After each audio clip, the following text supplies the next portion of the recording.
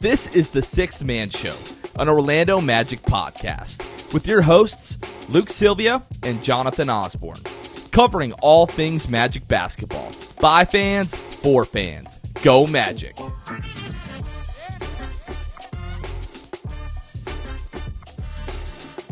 What's going on, Orlando Magic fans? You guys are back with the Sixth Man Show. Today is February 26, 2024. Jonathan Osborne here, as always, joined by my co-host Luke Sylvia. And thanks to the producer Kevin, right before we started recording, both of our ears are now bleeding. True. Luke, what is going on? Yeah, appreciate that for sure. Kevin just decided to leave us with a bye that, bursted the old eardrums.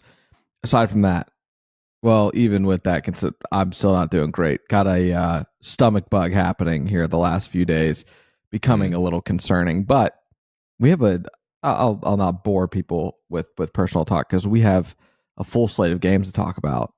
And the Magic have now won, 3 of their last 4? But after tonight, it just doesn't feel like it. It just doesn't feel like it. Yeah, we'll break that down. And you told me not to do this, but I'm going to do it anyway, but I'm going to do it quickly. I am annoyed right now because as we prep for these pods, I go back through each game's box score and you're able to go through the play-by-play and you're able to go to literally each, a quick clip of each video if you want to watch that. Typically. However, for whatever reason, I'm just going to say it's because it's the Magic and it's Orlando and it's a small market and the NBA still doesn't care about the Orlando Magic. They haven't uploaded any of the clips, not only from tonight's game against Atlanta, but last night's game against Detroit. And even Thursday's game against Cleveland. But if you go back to a few nights ago, the Lakers versus the Spurs, that's up. The game from Saturday, the Celtics and the Knicks, of course, that is up.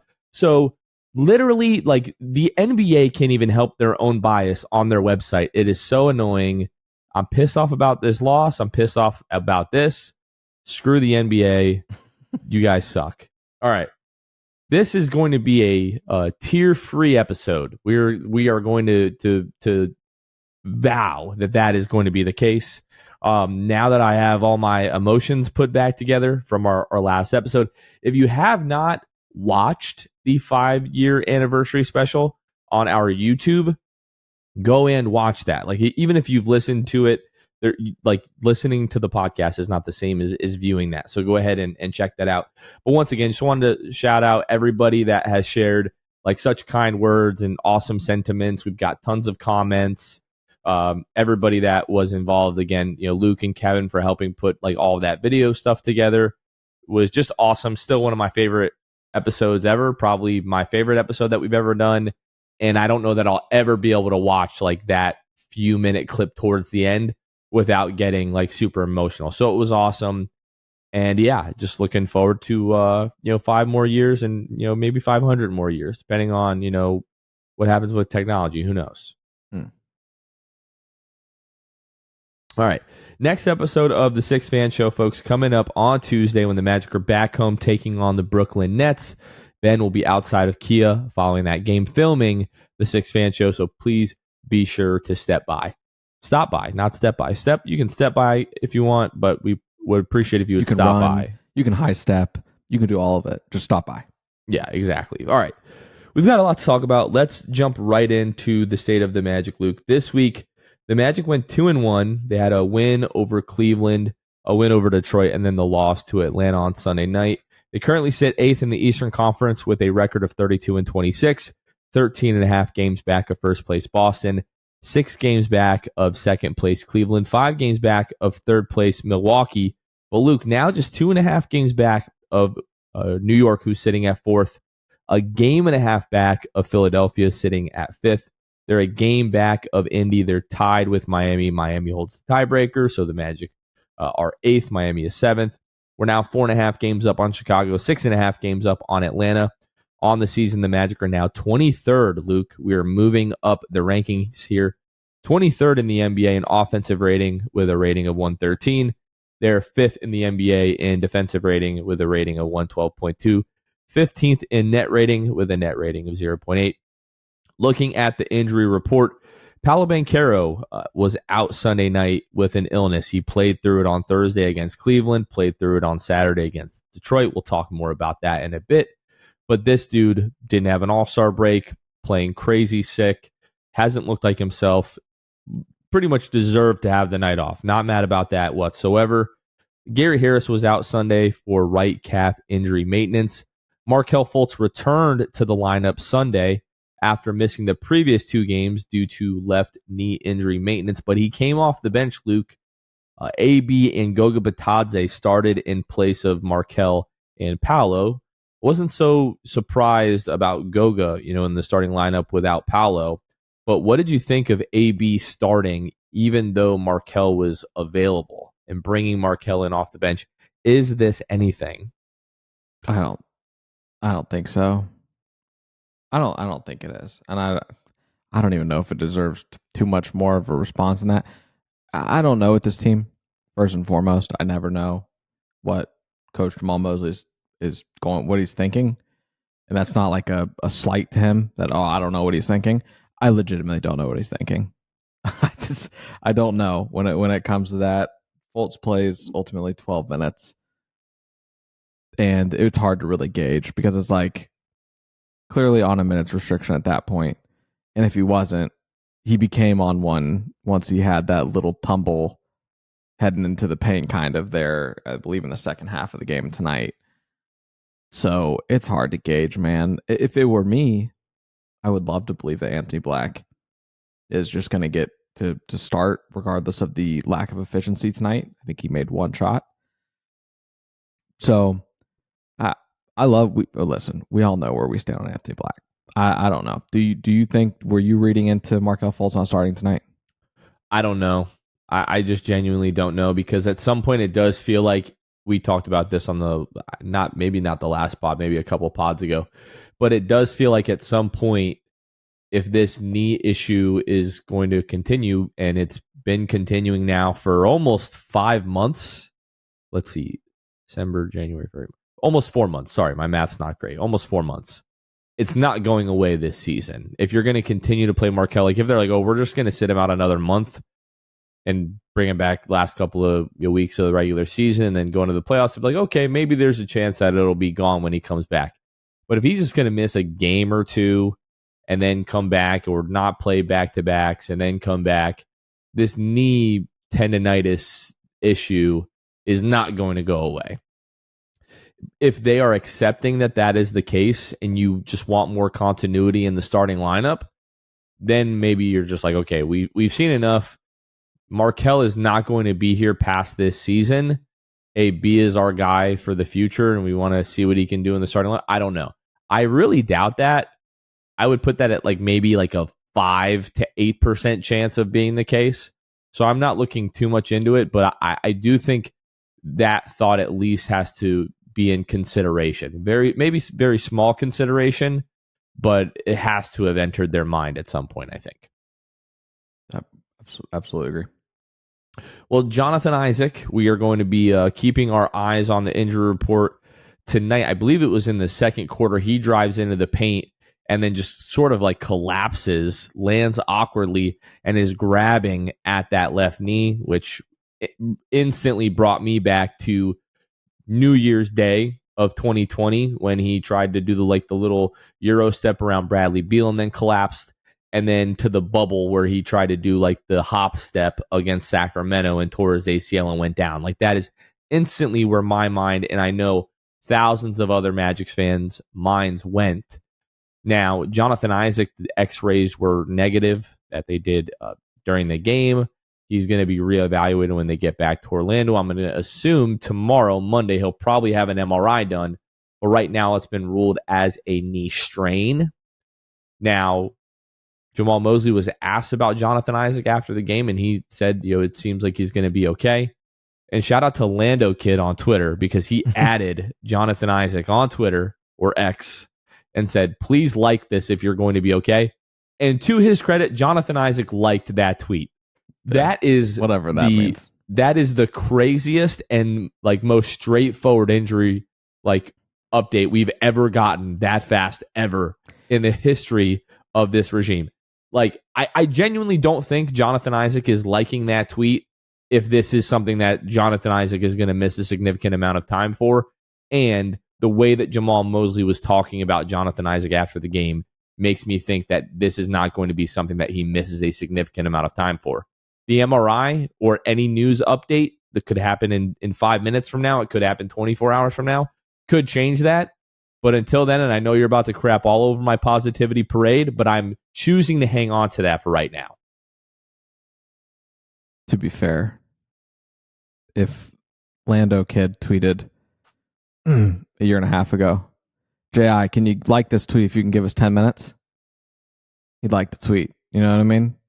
We have no evidence of that. All we have is the tweet that was tweeted and the like of that tweet. That's all I got to go off of right now. Good is relatively speaking as well, I will also say. Mentally, he could be good. Physically, may not be good. No. Come on. I don't know, man. Regardless, everybody knows how big of a loss that it is for Jonathan Isaac to miss any time at all. He is the team leader and differential when he's on the court at plus 12.2. 95th percentile in the league. So when it comes to that, Jonathan Isaac will be missed for however much he is gone for. You would really have loved to have him in this stretch against suboptimal teams, just to affirm that you can win these games. And I'm hoping Paolo's back Tuesday against Brooklyn. I think we all are, obviously, but I'm hoping that he's good to go on Tuesday, so we don't miss Jonathan Isaac even more. We don't need to snowball this. This doesn't need to become an injury report fest all over again. We don't deserve that. But yes, Jonathan Isaac out. I'm not reading anything to him liking that tweet. and we'll see what happens. Suit yourself. All right, let's go back to Thursday. Cavs game. Not going to spend a ton of time on this because as you all are listening, that is like closer to a week than it is like a couple of days ago. We're going to talk about it. It's 4 days ago. We're going to talk about it really quickly. First game back after the All-Star break. Heading into this game, Donovan Mitchell and Paolo Banchero were both ruled as questionable due to illness. Donovan Mitchell missed this game. Paolo Banchero played in this game. And this is the same illness that carried over into the Detroit game and ultimately, I believe, caused Paolo to miss the game tonight. I just want to jump really to the end of the game. JB Bickerstaff complaining about the Magic fouling and playing overly physical, scratching and clawing and slapping, and to cause Cleveland, forcing them into 17 turnovers, which our producer Kevin masterfully went through to the tune of the Curb Your Enthusiasm theme music and went through and just made example after all of the completely unforced turnovers by Cleveland, which ultimately led to their demise in this game. The Magic had 28 points off of those 17 Cleveland turnovers. The Magic also shot 51% from the floor, 56 from behind the arc, made 16 out of 18 free throws, only 13 turnovers for the Magic, and 10 offensive rebounds as well. This was like the pinnacle of like by committee. You look at Franz with 14, Paolo with 12, Wendell with 12, Joe Ingles with 12. You have Mo Wagner with 22, Cole Anthony with 13, Jalen had 7, Gary had 8, Anthony Black had 9, J.I. had 7. Like the offense, it really was by committee in this game. And Cleveland just could not help. Even though they shot the ball really well in this game, they could not stop shooting themselves in the foot with the live ball turnovers. Genuinely, if the Magic don't force, or even not even force, if the Cavs don't just quite literally give away the ball as many times as they did in this one, I think the Cavs easily win this game. Because if you just look at the raw percentages here, they shoot 55, almost 56% from the field to the Magic's 51. They shoot the three ball well, 45%. The Magic also shot well at 56% on low volume as well. But really, it comes with the field goal attempts, right? Cleveland has 70. That is a very, very low amount of attempts. Magic with 84. So the Magic just simply get more shots up than them, win this game by 7. And it is all to do with the turnover discrepancy. And like you said, how the Cavs just continue to shoot themselves in the foot. And I think that's really all there is to it. Like you said, it was very much by committee. and the Magic just did enough, and the Cavs shot themselves in the foot enough. Yeah, I mean, that's pretty much all there is to it. I mean, 63 bench points. The Magic's bench was absolutely elite. Cole Anthony was huge, making plays in the second half. I don't think this held true, but for a moment it felt like, okay, the dominant second unit is back. We're going to really get things rolling here. That wasn't really entirely the case. But yeah, this is a fun game for the Magic again, because like time after time, you're just like, what is Cleveland doing here? Like, there was a possession where Karis LeVert like literally just lobbed the ball to Jalen Suggs, and Jalen Suggs was off and running the other way. Joe Ingles also had a strip and score in this game where the Magic bench was going crazy. A good game, coming out of the All-Star break. Obviously, you're fortunate that the Cavs didn't have Donovan Mitchell, but at this time of the year, you're not going to complain about wins anyway that you can get those. Let's go to Friday. No, not Friday. Saturday night.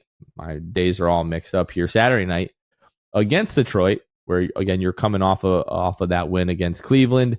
And Detroit playing a little bit better basketball as of late, definitely improved after the trade deadline. Magic felt like, Luke, in this game had multiple opportunities to really pull away. And especially in that third quarter, Cade Cunningham really got going. Cade Cunningham, like this was, I've watched maybe a handful of Cade Cunningham games over the course of the last couple of seasons. He's missed a lot of time.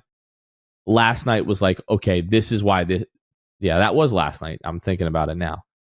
This is why that dude went number one overall. Like that third quarter when the Magic, really were getting pretty close to just taking that game over. Cade Cunningham just put Detroit on his back. And every time the Magic would push out the lead a little bit, it seemed like him, or Fontecchio, which that name I just got so tired of hearing last night in that game. Those guys were making plays to keep them in the game. Magic, again, sort of getting it done by committee. Franz with 14, Wendell with 11, Gary with 12, Jalen with 14, J.I. with 12, Cole with 13, Mo Wagner with 14. Paolo with 15 was 5 of 17, Luke. We're going to go all the way down here, all the way to the fourth quarter. With 12 seconds left, Cade Cunningham drives, makes the layup to make this 109 all. Paolo Banchero, you could tell the entire game, felt terrible, did not look like himself, was not playing well, simply did not have it. But Jamal Mosley tells him in the timeout, I want you to take the last shot. Paolo Banchero dribbles it all the way down to about 2 seconds, hits the little step back, rises up over Jalen Duren, is fouled, and hits the 18-foot baseline jumper to give the Magic a 111-109 lead with 0.8 seconds left, makes the free throw. Detroit doesn't have any timeouts. They got to go the length of the floor. Cade Cunningham misses the heave three-pointer at the buzzer. And Paolo Banchero just super emotional after the game. You could just tell the dude was so sick, but like crying, cursing, dropped a couple of F-bombs in the post-game interview, which he then later apologized for. But just he spoke to how in the post-game interview and his post-game presser after that, he easily could have just checked out of this game at multiple points. Didn't feel like himself, wasn't playing well, but his teammates kept him in the game, let him know that they needed him. They were going to need him at some point. Didn't play well the entire game. They still go to him down the stretch, and for him to deliver in that fashion and just the emotion that he showed after the game, I just love Paolo Banchero so much. We're so lucky to have him in Orlando. This was an ugly game, and I did question maybe you don't go to Paolo here down the stretch because he was just so physically ill. And maybe you go to Franz, right? Because Franz made a big play a couple of possessions before, but Paolo Banchero just showing the world again why he is an all-star and why he is going to be a superstar, and just an incredible shot, Luke. And wasn't a very fun game to watch, but an incredibly fun ending. I'll take you back to a couple possessions prior to what you just described, and then take you into my mindset heading into that final play. 17 seconds left. Paolo Banchero gets fouled. Magic are up 2. Paolo Banchero can effectively put this game away. Misses both free throws. And at Well, that the old point, Nikola Vucevic. exactly, just completely what felt like in that moment. Ultimately, giving the game away is what it felt like, because it's like Cade Cunningham is on fire. He is going to do whatever it takes to win this game. And it just felt like, and it's crazy to say this about an 8-win team. It just felt like a game of destiny for them to win this, because Cade was just going off. Cade was awesome. And if I'm being honest, they deserve to win this game. And Paolo misses those free throws. And at this point, we've seen him miss all night. So going into that final possession, you say you questioned it or whatever. I was wholeheartedly, adamantly against Paolo Banchero touching this basketball in my head the entire time. Ball's getting ready to get thrown in, and I'm like, just don't go to Paolo. Don't go to Paolo. The kid's sick. He's been bricking all night. He just missed 2 clutch free throws Was that 4 could of have put this game away. 16 at the moment. There was no evidence to suggest that in that game, that night. No for Paolo evidence to Banchero suggest that. other than the fact that you forgot that he is him. Yeah. Except that he freaking has the flu and he's not Michael Jordan yet. So, man, I did not want him to touch the ball. So he's got the ball, and it's just like, okay, at that point, he's putting it up. No one else is touching this basketball. And normally that's fine. And then he's just dribbling. And I was like, oh, good Lord. And then he puts it up, and I'm like, that looks so terrible. That looks so clumsy. There's no way the shot's going in, and then it goes in. I couldn't believe it. Doesn't touch the rim at all. I couldn't believe it. I could not believe that he made that shot. No part of it looked good, as far as the way that he kind of bobbled the ball when he was dribbling, trying to go into the gather step. And listen, the reason so many people online trying to call it a travel is because it didn't look good. It didn't look good. But as we've been confirmed multiple different places, including NBA officiating, who are much better Not after always the reliable. fact, by the way. Exactly. I'm just going to throw that out there. Not always reliable, but they confirmed it was not a travel in the last 2-minute report, among a lot of other reputable people that break down film and fouls and things all the time, and travels and violations, whatever. So yeah, I had no faith in Paolo Banchero. Honestly, I will admit, weird circumstances, but I had none. And I'm happy that he proved me wrong, because he got you out of a game that you probably should have lost, in a game that you really just wanted to forget about and move on. And it became a game that I don't want to forget about, because Paolo Banchero hit a game winner, and it was a lot of fun. What were your thoughts about his interview? It was awesome. I mean, you've been, and producer Kevin gave an empowering, passionate speech on Post Game Live. He was did one of those convulsing on Post Game Live, and it was awesome. So if you haven't seen that, go check it out. It's at the very beginning. But I think that really encapsulated a lot of our feelings, and he said a lot of things that really I'll just echo, which is, how long has it been since we've had a guy show that much passion and it very clearly be more about than himself? Like, it wasn't just about him being sick. It was about his team getting the win.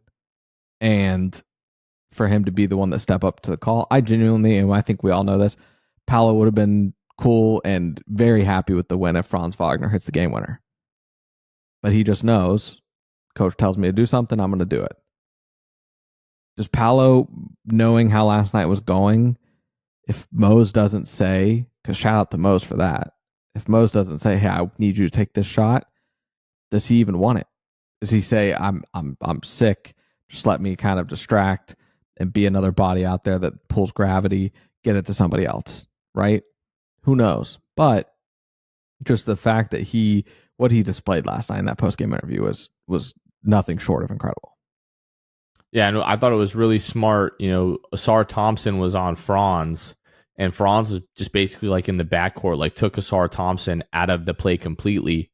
And when I recognized that they had Jalen Duren on Paolo, that's when I was like, okay, regardless of what has happened so far, I like this matchup. So that's why I wasn't like, oh no, like completely against it, because I had a reasonable feeling that Paolo was going to get a good look off against Duren. Now, Paolo didn't get a good look off over Duren, but he was fouled and he made the shot. So yeah, in the moment, for sure, I was like, I don't care if it's a travel. We won. Like, whatever they called is what happened, right? The famous Michael Jordan line. But like we've had multiple different analysts and things like that comment on this and going through the NBA rule book that no, it was a gather basically like into like a hop step, and he dragged the right foot, the left was the pivot, and he went up and there was no travel. So I'm good with that. I want to take our listeners back because I did skip this a little bit. Going back to the second quarter to the 5:33 mark, the Magic are up 48-44. The Pistons miss a shot. Mo Wagner dives on the floor for it, pokes it away. Cole Anthony then dives on the floor, throws the ball into the other side of the floor. Anthony Black recovers it, jumps up and throws it down. Just a multiple bell plays and hustle plays by Mo Wagner and Cole Anthony, and then Anthony Black taking it the other way with the scoop and the jam. That's going to be this week's Jam Hot Chicken Jam of the Week, Luke. And let's be clear. What makes this the Jam of the Week is definitely, like you said, the hustle plays that were made. But Cole Anthony and his awareness on this play was otherworldly. Dive on the floor, gather himself, know where he's at, all in real time, and essentially toss it over himself and lead Anthony Black legitimately perfectly to the hoop. Just split-second decision-making. That's what separates an NBA player from someone who's not, if I'm being quite honest. And just like the sense and awareness that he showed was remarkable. So yeah, definitely the Jam Hot Chicken Jam of the Week. And the Jam Hot Chicken Jam of the Week, obviously brought to you by the folks over at Jam Hot. Jam Hot, you guys have heard us talk about it, 400 West New England Avenue, Suite 13 in Hannibal Square, there in the beautiful Winter Park. It's Nashville, LA-inspired hot chicken shack, and you will not regret going. Go check them out. Let them know we sent you. Again, that's 400 West New England Avenue, Suite 13 in Hannibal Square. Sweet outside setup there. Really awesome. Go check them out. And on social media at Jam Hot Chicken. Website of theirs is jamhotchickenfl.com. All right, let's talk about our patrons really quickly. Our patrons are the folks that help make each and every episode possible by their financial support. If you want to help join and help support the podcast, you can find us at patreon.com/the6man show. Shout out to Stephen Luong, who joined at our all-star level. I think he commented during the 5-year anniversary live broadcast that he's like, man, this just makes me want to support even more, and now he's a patron. So a very special shout out to Steven. Really, really appreciate that. Anytime we have brand new patrons, we give them a special shout out, and then we shout out our Hall of Fame and elite tier patrons each and every episode. So we'll start by shouting out the Court Cousins, Drew Gooden, Armin, Carson Tulo, Ellis, Jonathan Borges, Normal, Magic Player History, Gabe Gaines, Wiffle, Michael Martin, Jamel Miller, Michael Salapong, Donkey Punch Day, Paolo and Franz's Warmth, Pierre A, Dylan Holden, Mr. Mikey, Eduardo Sanchez, Dan Mo, Dutto 15, Bobby Skinner, Goody 93, Teddy Sylvia, Eric Lopez, Fuchsia, Bill Fulton, Edmund Lagone, Jose Esquilin, Caleb Pete, Cannibalism, Time, Mr. TV, ESPN Really Sucks, Gear 95, Shred, Junior Bruce, African, Shahan 177, Bobby the Don, Himlo, Ben Himro, RM Prof 221, Ray Pastrana, Magic Kid 714, Mysterious Mosley, Victor Cologne, Irish Magic Mike, Austin Lampy, Random Hustle, Only Franz Maria, Keith Walsh, Fritz Currency Kev, Bruv Sal, Kason Green, Santi Leon, Kane Neckler, The Distracted Mod, Timsa, Chansu, Tom Gadsden, Dead Air, Richard Tuttle, Jeremiah Quintero, Barstool Magic, Debo 1980, and Magic Matt. A big thank you to all of our patrons. You can find us at patreon.com/the6man-show. Last but not least, Luke, let's go ahead and talk about this Hawks game from tonight, from Sunday night. So no Paolo Banchero. Again, no Gary Harris as well. Markelle Fultz back in the lineup. Atlanta Hawks without Onyeka Okongwu, without Trae Young. So you knew that this is a game that you really needed to take advantage of. Yes, it's the third game in 4 nights. Yes, it's the second night of a back-to-back. But you just felt like the Magic could go out and win this game. And something that is a theme of really the last 2 games is the Magic not their normal defensive self, not forcing a lot of turnovers. I think it was Detroit was one of if not the worst teams in the league in turning the ball over. and the Magic couldn't force a single turnover in the entire first quarter. And then if you look at tonight against Atlanta Sunday night, the Magic lose the turnover battle 18-9, Luke. Like, could not force Atlanta into turnovers, even without Trae Young. Like, didn't have their primary ball handler, and just was not able to really impose like their defensive will and sort of ratchet up that defensive pressure into forcing turnovers that normally they're able to. And the Magic also just didn't really have it offensively tonight. 41%, almost 37% from behind the arc, but you shoot almost 43s in this one. You missed 10 free throws, and the Magic couldn't stop turning the ball over. They have 18 turnovers in this one. And Atlanta, 45% from the floor, 40% from behind the arc, 15 of 17 from the free throw line. And again, like those 9 turnovers, DeJounte Murray was awesome, 25 points, 11 to 20. He was really big for them. And this game, Luke, without Paolo Banchero, and I know, second night of a back-to-back, blah, blah, blah. I'm so tired of that being an excuse for this team. Because I talked about this in the post-game hit that I did, on our social media channels. If we're just going to keep giving this team the excuse time after time when they have a second night of a back-to-back, why do we even play the games? Like, if that's going to be the excuse every single time we play a back-to-back, just forfeit them. Like, if that's what we're just going to come out, play like crap in the second night of back-to-backs.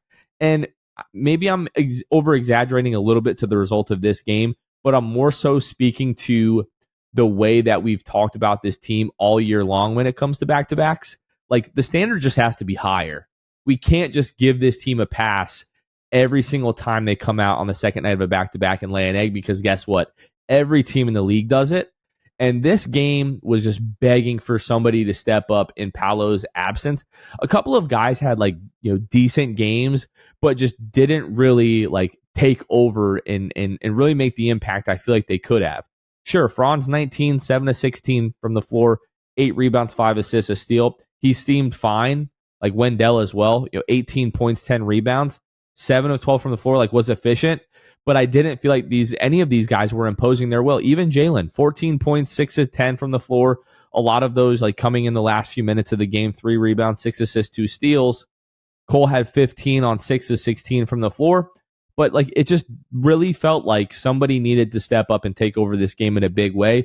This should have been a Franz Wagner 30-point game. I think that's probably who I'm most disappointed in not stepping up in this game, because Franz had 12 points, I think, in the first quarter, and then ends up with 19, 7 over the last 3 quarters. Franz, we just need you to be better in games like this. Franz has been awesome recently. Franz has been awesome all year long.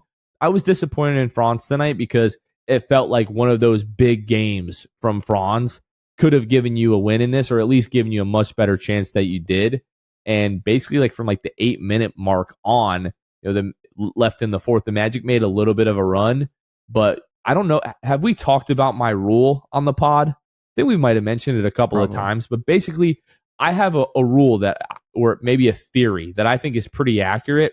If your team is trailing by more than 10 at the 5-minute mark, 99 times out of 100, you lose that game. That held true in this game.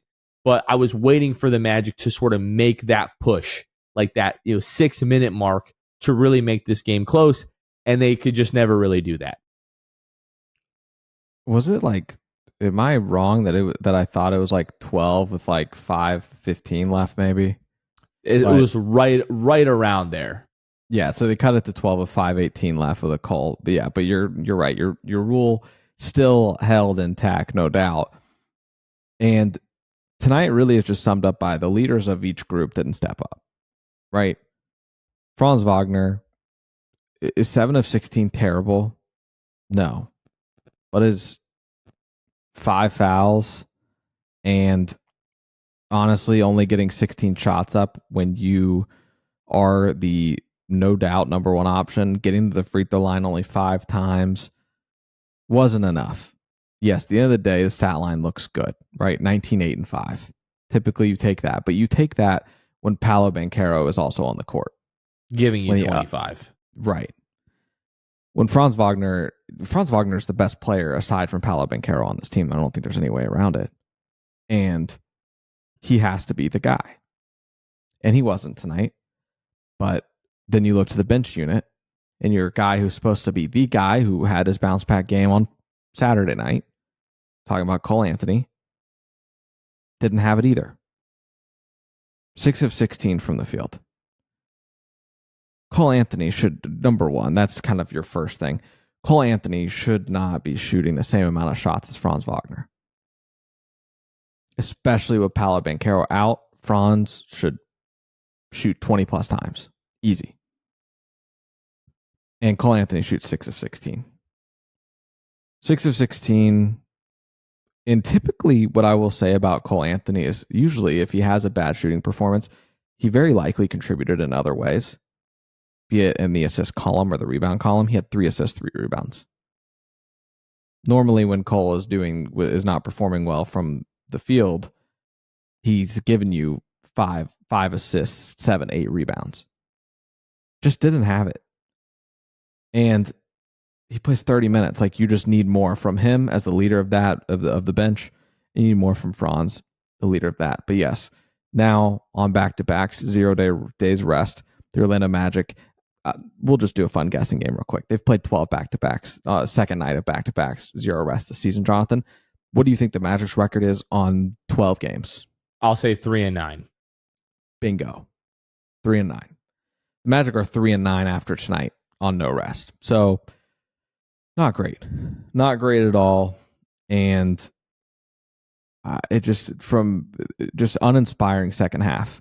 The third quarter is always going to be huge because halftime is obviously coaches are making adjustments, players are getting right mentally, and the Magic just fell flat on their face. And we've seen it so many times this season in that third quarter.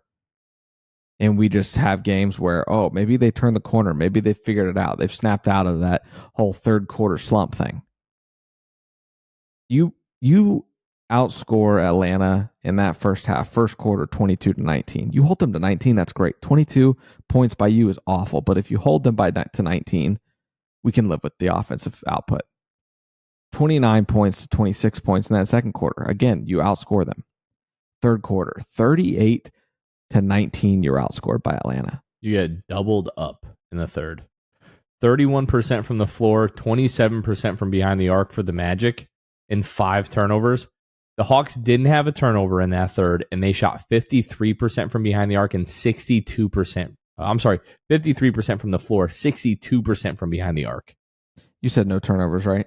No turnovers for Atlanta in the third. There's no universe. There's no universe where a team scores 38 points, clearly has the ball a lot in a quarter. No universe where they shouldn't turn the ball over. That's a defensive area for sure. You struggled defensively, and it also starts as well on the offensive end. Just 19 points, and you get doubled up. That's where you lost this game, and it's all it took because you didn't come out in that third quarter. And like you said, you can say, "Oh, there's no rest. They're getting they're gassed. They're going into the second half." And as you also pointed out, every team plays back-to-backs. There's no reason for the performance tonight. It was a gross game, and thankfully, the game before this against Detroit, you're bailed out by a Paolo Banchero buzzer beater shot. But in this one, this is just your second super terrible game in a row. So, not much else to say about it, but hopefully you turn a new leaf on Tuesday. Franz Wagner and his post-game availability essentially talked about we're tired of, I'm tired of making excuses, alluding to the fact that they've played back-to-back 3 and 4 nights. That they just need to be better. And essentially he said, hopefully they are on Tuesday. You guys can't be much worse. That was horrendous against the team. That Hawks team was limping, but DeJounte Murray also has your number. I'm so sick of DeJounte Murray. Yeah. I am so sick of watching that dude light us up. Yeah, he does it every time. I'm almost like, just trade for him, even if you're just going to sit him on the bench so we don't have to play him anymore. Because he's killing us that badly. Yeah, absolutely. Yeah, tonight is just debilitating all the way around. You look at the standing, it's like we were hopeful to be like a half game back, just like Indiana is right now. Half game back of Philly at the 5 spot. And instead, this race is so tight you're at the 8 spot. We'll see how it shakes out. But, it's nice that we're still all obviously one game's not going to change everything here. We still have a lot of games left in this season. And tonight doesn't shoot expectation or anything like that. But it is just like defeating to not just lose, but to lose by 17 to a team that is without Okonkwo and Trae Young, especially. I was talking to somebody today. I was like, "Oh, Trae Young's out for like the next few weeks." That news broke today, and he was like, "Oh, should be a good win for you guys." I was like, "Yeah, you'd think so, but DeJounte Murray's on the other side, and I don't know." And it's a back to back, and even though we're not using it as excuses, this team sucks on back to backs. So I don't know that the whole like we lost because we're on a back to back. Like there's legitimate gripe with that, like from a fan's perspective of like, oh, just kind of expecting the loss on a back to back. So unfortunate, bad formula, but you just have to do the complete opposite on Tuesday against Brooklyn. Then I believe you have Utah next, maybe. You got some teams that you can hopefully beat up on, but also teams that can't be slept on. Brooklyn's had your number. Utah's, yeah, I just don't think they're as bad as their record implies, but we'll see how they handle it. That needs to be better. Well, if my calculations are correct, we only have 3 more back-to-backs left out of the next 24 games. So hopefully shouldn't be something that we need to continue to worry about. But yeah, I don't mean to gripe so much like about this game in particular but the other thing is like most of these guys just had 8 days off. Like sure, it's 3 games and 4 nights, but you had 8 days off before that. Like this, it's not an excuse. And shout out to Franz for sort of acknowledging that. But yeah, this game was annoying, and now like the JI thing is looming. Like if he's going to miss a significant amount of time, I start to feel not as good about the stretch of games that we're in right now, because with JI, like with a fully healthy roster, we're talking about now we're what was it, the first 7 of the first 8 as we come back we've played 3, so even still the next 5 are all against teams below 500. With JI, I'm like those should all be relatively maybe not easy, but you go into those expecting to win. And now it's like, man, some of those might become like a 50-50 shot as some of these teams are playing a little bit better now. Got not Detroit. You've got Brooklyn on Tuesday. They've kicked your butt multiple times this year. They're not playing that well as of late. You're at home after an embarrassing loss to Atlanta. First of 3. Let's just go right into the week ahead here. You've got Brooklyn on Tuesday, Utah on Thursday, Detroit again on Sunday. They're going to be looking for revenge. You know that. We need to take it to Brooklyn on Tuesday night. Like, yeah. I want a double-digit like margin of victory. I don't expect any other, even if JI is not playing. Be pissed off that team has kicked the crap out of you multiple times this year. Come out and get a big win at home after a disappointing loss on Sunday. Yeah, I mean, they've gotten the crap kicked out of them 4 games in a row. 2 of them being against Boston, where they lost 136-86. They lost to the Raptors on February 22nd, a few days ago, 121-93. They lost to the Timberwolves 101-86. They are not feeling good about anything right now. You have got to stick it to them on Tuesday.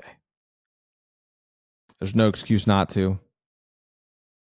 I'm just to go ahead and give prediction here for the week. I'm going to say Paolo's back Tuesday. If this is just an illness, hopefully it just runs its course there and he's good to go. I'm going to say that the Magic go 2-1. I'm going to say you drop the game to Utah. Not really a huge reason in particular, but the team's just not playing with a lot of confidence right now. If I'm being honest, I understand we've got a decent win-loss record recently, but we're playing nobody. So I think that you go 2-1 this week for the sole reason of I just don't think they've got their stuff together right now after the break already. Hopefully this week is a good tune-up, and then they're able to just continue down the stretch. 2-1 keeps you afloat. 3-0 would be awesome, but what are you thinking? I'm just going to say 3-0. I want to be a little bit different, and I'm hoping that they're going to figure it out, like, to be honest. Fair. I would be surprised if we see J.I. back this week. Hopefully it's not anything crazy. Maybe he misses a week, maybe 2, and is able to come back. I would love if we got some kind of miracle, and they're like, oh, no, he's going to miss Tuesday. He'll be back Thursday, like one of those things where he'll sort of be fine. But, yeah, like we talked about this during the All-Star break. Like, you want to come out of the All-Star break with your stuff together, defending at a high level. They're not really doing that. They need to find that. They have the opportunity and the ability to be one of the top 2 or 3 defenses over the course of the last 24 games here. And if they do that, I really think that this team could find themselves 5th or 6th in the Eastern Conference. If things get really crazy, like the 4th seed is not like unobtainable. Like you're how many games back? You're 2.5 games back of New York, who's sitting at 4. Like it's just 2.5 games. Like anything can happen. The Eastern Conference is so tight in the playoff standings. If the Magic can figure it out, like they legitimately could have home court advantage in a first round playoff series because the schedule is favorable. They just need to come out and take care of business. Like on paper, the Magic should be able to put the wins together to at least give them a chance at like the 4th or 5th seed. And I want to see them start that. And Luke, just as we continue to watch games, like the opinions of this team and this roster that you and I were forming in November during the 9-game win streak, like every night, those opinions just get stronger and stronger of mine of like, okay, we can move on from this guy. We can move on from this guy. We need to improve in these areas. And I am really excited about getting to the playoffs, but it's not about the playoffs. Like we need to see this team get exposed in different areas so that the front office does not have a choice but to make certain moves. And then we're on to like the off. Like I'm already thinking about the moves that they are going to make this offseason and what that's going to mean for next season because obviously we're in the day-to-day and this season has been so much fun and is really exciting, of course, but this season isn't about this season. This season is about like what steps do we need to take to turn this team into a contender?